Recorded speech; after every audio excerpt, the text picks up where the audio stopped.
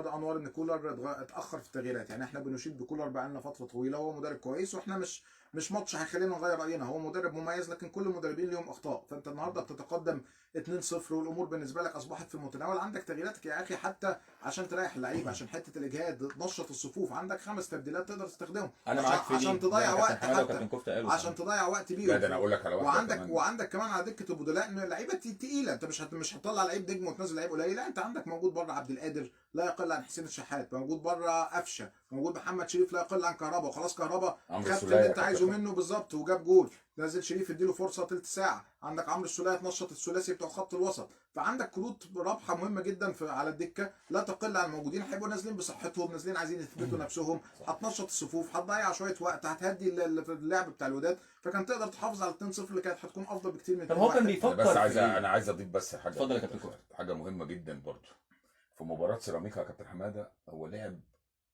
لعب برضو ما غيرش التغييرات، يعني لعب 90 دقيقه، حتى احنا برضو اتكلمنا في الموضوع ده، رامي لعب 90 دقيقه باللعيبه هي هو كان عاملها بروفا للمباراه دي. بالظبط كده. اه ولكن الوضع مختلف خالص. انا رامي معلش، زي ما قال الكابتن خالد دلوقتي، خلاص انت معاك 5 تغييرات. اه خلاص كباتن الكبار كابتن كفته وكابتن حماده انور وكابتن خالد طلعت.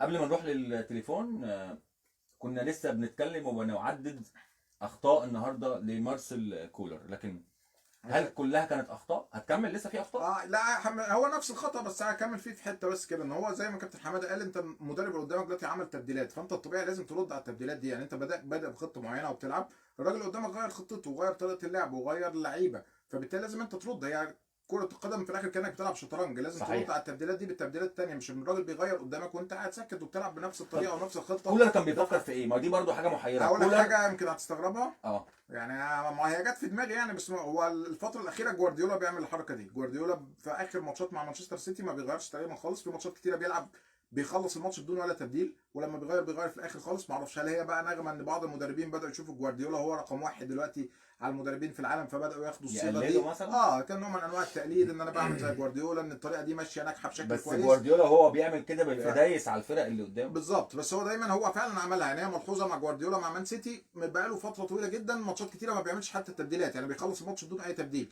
ولما بيعمل تبديلات بيعملها تبديلين بس او حاجه في الدقيقه 85 الدقيقه 82.